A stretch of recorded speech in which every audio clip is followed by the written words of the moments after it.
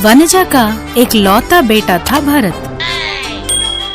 2 साल पहले उसने उसकी शादी कराई। सास बहू दोनों पहले तो बड़े प्यार से रहे, मगर बाद में छोटी छोटी बात पर लड़ाई करने लगे। एक दिन सब लोग जब डाइनिंग टेबल पर बैठ के खाना खा रहे थे, भरत ने थोड़ा खाना अपने मुंह में डाला और तुरंत उसे थूकते हुए कहा, तू नमक में सब्जी पकाया या सब्जी में नमक पकाया? इतना नमक क्यों डाला भाई? तेरी बीवी ने ही डाला है, उसी से पूछ। क्या कहा? एक दिन नमक ज्यादा हो गया तो मुझे कह रहे हो? और जब तुमने खाने में नमक और मिर्ची ज्यादा डाली थी तो मैंने कुछ कहा था क्या? आई बड़ी महारानी, एक काम भी ढंग से तो करती नहीं और मुझे कहती है जैसे तुझे बड़ा आता है। तूने कभी घर में झाड़ू पोछा किया है क्या? क्यों री, ज्यादा बकबक कर रही है, सुअर कहीं की। तेरा ही चेहरा होगा छुछुंदर जैसा। मुझे अपनी सास को छुछुंदर कहती है, भैंस कहीं की। क्या मेरा चेहरा भैंस जैसा है? तेरा ही चेहरा बिल्ली जैसा होगा, बिल्ली कहीं की। इस तरह दोनों एक दूसरे से लड़ रहे थे। इनकी लड़ाई देखकर वनजा के पति गौरव ने कहा, अरे क्या झिक लगा रखा है, खाना भी ठीक से खाने नहीं दोगे क्या? उसने वनजा को डांटा। हाँ, सारी बातें बस मुझे ही सुनाइए, उसे कुछ न कहिएगा आप। वो रोते रोते अपने कमरे में चली गई। उसके अंदर चले जाने के बाद, कावेरी, कम से कम तुम तो थोड़ा धीरज धरा करो यार। अरे आप मुझे क्यों बोल रहे हो? अपनी माँ को क्यों नहीं कहते? कावेरी भी ऐसा कहकर रोते रोते अपने कमरे में चली गई। इस तरह सास बहू हर रोज झगड़ा करते ही रहते थे। अगले दिन सुबह बाप बेटे दोनों हॉल में बैठे हुए थे। कावेरी, जरा चाय लाना तो। आपकी माँ क्या कर रही है?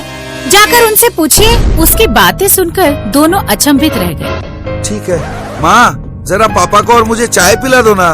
तेरी बीवी क्या कर रही है, उससे कहना। उनकी बातें सुनकर बाप बेटे दोनों एक दूसरे का चेहरा देखते रह गए। पापा, आज हमें कोई चाय नहीं पिलाने वाला। ऐसा कहकर भरत अपना न्यूज़पेपर पढ़ने लगा। उसमें उसे एक पैम्फलेट दिखाई दिया। उसने उस पैम्फलेट को निकाला और पढ़ने लगा। आदर्श सास बहू की प्रतियोगिता जीतने वाले को काका शॉपिंग मॉल में फ्री शॉपिंग। उसने जोर से पढ़ा ताकि सबको सुनाई दे। भरत की आवाज सुनकर सास बहू दोनों दौड़ते हुए हॉल में चली आईं।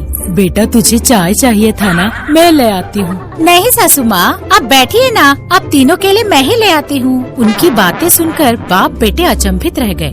एक दूसरे का चेहरा देखकर वो मुस्कुराने लगे। अभी तुमने कुछ पढ़ा था ना? एक और बार पढ़ के सुनाओ बेटा।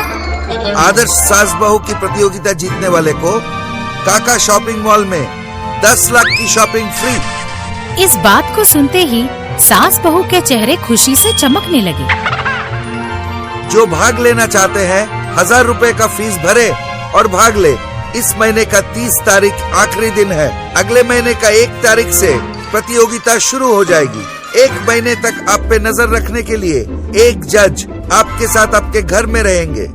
वो जज जो मार्क्स देगा, उसके बिना पर उत्तम सास बहू का चुनाव किया जाएगा। इस बात को सुनते ही सास बहू दोनों एक दूसरे पर झूठा प्रेम दिखाने लगे। ये क्या सासू माँ, इतनी देर से खड़ी हो? ज्यादा देर खड़े रहने से पैरों में दर्द हो जाएगा। अब बैठिए, मैं चाय लाती हूँ। अरे नहीं बहू, तू ही बैठ, मैं ही जाकर सबके लिए चाय लाती हूँ। इस तरह सास बहू दोनों चाय बनाने के लिए तैयार हो गयी। माँ, जरा ये नाटक तो बंद करो। आप लोगों ने अभी तक प्रतियोगिता के लिए अप्लाई नहीं किया है। अरे ऐसा क्यों बोलता है?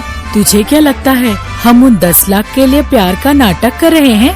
बेवकूफ, पहले जाकर उस कंपटीशन के लिए अप्लाई करके आ। बाप बेटे दोनों शॉक हो गए। आदर्श सास बहू के कंपटीशन के लिए भरत ने अपनी माँ और पत्नी का नाम अप्लाई करके घर पहुँचा। 1 तारीख की सुबह किशोर नाम का आदमी इनके घर पहुँचा। सब लोग मिलकर खाना खा रहे थे। कावेरी परोस रही थी। सब्जी में थोड़ा नमक ज्यादा हो गया तो गौरव उसे थूकते हुए कहा, अरे इतना नमक क्यों डाले हो भाई? दाम कम है तो नमक में सब्जी पका रहे हो क्या? माफ कर दीजिए बाबूजी। उसकी कोई गलती नहीं है, मैंने सोचा उसने नमक नहीं डाला और फिर से डाल दिया। हाय राम, सासू माँ, मैंने सोचा आपने नहीं डाला और मैंने फिर से डाल दिया। कोई बात नहीं बेटा, आज एक दिन के लिए एडजस्ट कर लेते हैं। अरे वाह, एक की गलती को दूसरा सराह रहा है। बड़ी मेलझोल है इन दोनों में। किशोर मन ही मन सोच रहा था, लेकिन बाप बेटे उनकी बातें सुनकर आश्चर्यचकित हो गए। अरे वाह, क्या नाटक कर रहे हैं। ऐसा वो सोच रहे थे। सब लोगों ने खाना खा लिया। खाने के बाद प्लेट निकालना था। कावेरी, तू जाकर आराम कर बेटा, प्लेट्स मैं निकाल देती हूँ। अरे नहीं नहीं, मैं निकाल देती हूँ, आप जाकर आराम कीजिए। अरे मैंने कहा ना मैं निकाल दूंगी। इस तरह दोनों प्लेट्स निकालने के लिए झगड़ा करने लगे और इस तरफ बाप बेटे दोनों इससे पहले वो लोग प्लेट निकालने के लिए किस तरह झगड़ा करते थे याद करने लगे। सबने खाना खा लिया। वनजा खाना खाने के बाद उसी प्लेट में हाथ धोकर जा रही थी। अरे ओ, इस झूठे प्लेट को कौन निकालेगा? हाँ, तुझे और कोई काम है क्या? तू ही निकाल। मेरे बापू ने लाखों रुपए दहेज देकर मेरी शादी इसलिए नहीं कराई कि तेरे झूठे प्लेट निकालूं। 1000 रुपए की साड़ी तो नहीं दिला सकी, कहती है लाखों रुपए दहेज लाई है। तेरे लिए तो वो साड़ी ही बहुत है। इस तरह दोनों झगड़ा करने लगे। गौरव और भरत दोनों ने अपने कान बंद कर लिए। पापा, क्या थे और आज क्या बन गए हैं दोनों। कलयुग है, घोर कलयुग। बाप बेटे इस तरह सोच रहे थे, लेकिन दूसरी तरफ किशोर सास बहू के बीच के प्यार को देखकर खुश हो रहा था।